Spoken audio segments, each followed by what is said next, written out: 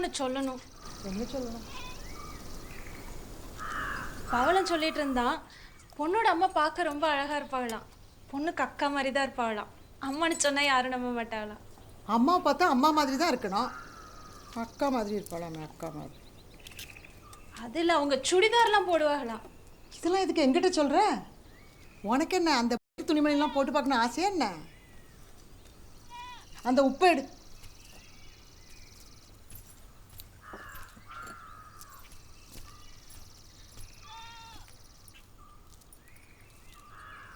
பொண்ணு வீட்டிலேருந்து வரும்பொழுது உங்களை அழகா காட்டணும்னு பவளம் ஆசைப்படுது. என் அழகுக்கு என்னப்பா? ஏன் நான் பார்க்க நல்லாலன்னு பவளம் சொன்னானா? ஐயோத்த, அப்படி ஒன்றும் சொல்லலை.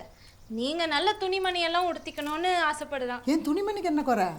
இது இல்லத்த, நல்லா இந்த கலர் கலராக பட்டு புடவைலாம் இந்த திருவிழா கலங்குற சிலை மாதிரி உங்களை பார்க்கணுன்னு ஆசை. இதெல்லாம் அவன் என்கிட்ட நேர்லேயே சொல்ல வேண்டியது தானே?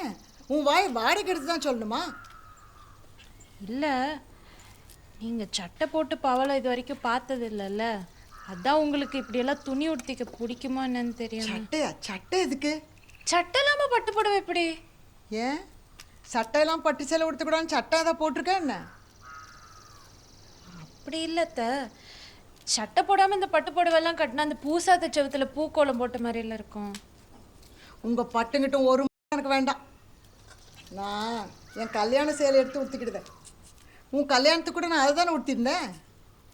ஏன் அப்போ நான் பார்க்க அழகாக கோயில் சேலை மாதிரி இல்லையோ? இருந்தீங்கத்த.